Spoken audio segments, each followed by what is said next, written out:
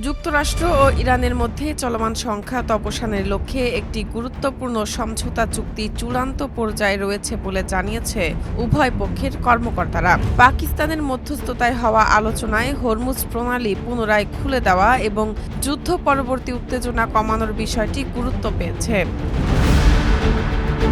ইরানের পররাষ্ট্রমন্ত্রী Abbas Araghchi বলেছেন, দুই দেশের মধ্যে সমঝোতা আগের যেকোনো সময়ের চেয়ে বেশি কাছাকাছি।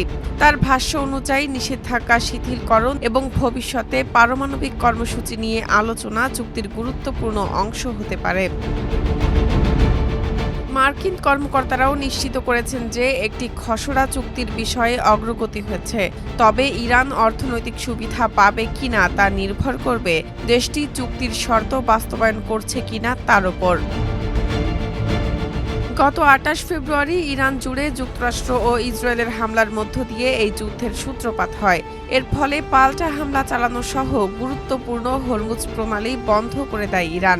গত এপ্রিলে দুই পক্ষ যুদ্ধবিরতিতে সম্মত হয়। তা সত্ত্বেও যুক্তরাষ্ট্র ও ইরানের মধ্যে মাঝে মধ্যেই পাল্টাপাল্টি হামলার ঘটনা ঘটে। এমনকি চলতি সপ্তাহেও উভয় পক্ষ দুই দফায় একে অপরের ওপর হামলা চালিয়েছে। যুক্তরাষ্ট্রের প্রেসিডেন্ট ডোনাল্ড ট্রাম্প ১১ জুন জানান, তিনি ইরানের ওপর পূর্ব নির্ধারিত কিছু হামলা বাতিল করেছেন। এর কারণ হিসেবে তিনি বলেন, দুই পক্ষের আলোচকেরা একটি চমৎকার সমঝোতায় পৌঁছেছেন এবং খুব শিগগিরই এই চুক্তি সই হতে পারে। ১২ জুন শুক্রবার ইরানি গণমাধ্যমে একটি ১৪ দফা চুক্তির বিবরণ প্রকাশ করা হয়েছে। তবে মার্কিন প্রেসিডেন্ট ট্রাম্প এটি পুরোপুরি নাকচ করে দিয়েছেন।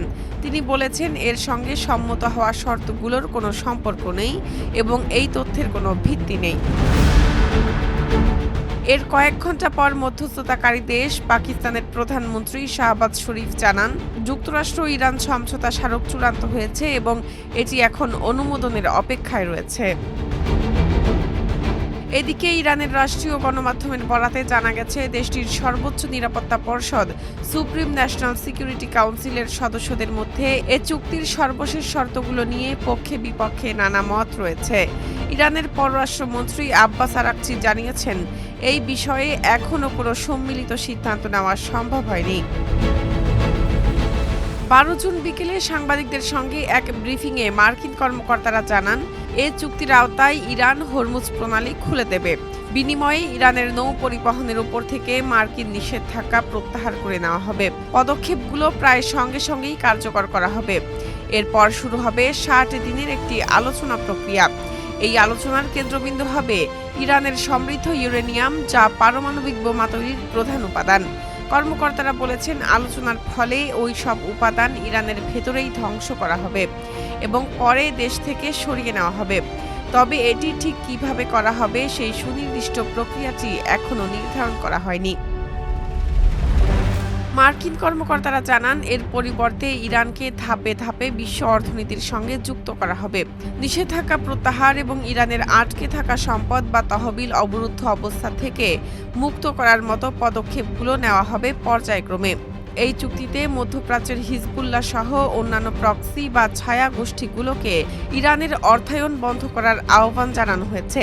ইরান শুধু তখনই অর্থনৈতিক সুবিধা পাবে যখন এটি নিশ্চিত হওয়া যাবে যে তারা তাদের প্রতিশ্রুতিগুলো বাস্তবায়ন করেছে।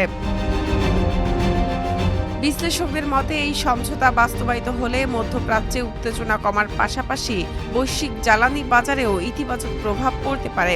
কারণ বিশ্বের অন্যতম গুরুত্বপূর্ণ তেল পরিবহন পথ হরমুজ প্রণালী আবারও পুরোপুরি সচল হওয়ার সম্ভাবনা তৈরি হয়েছে।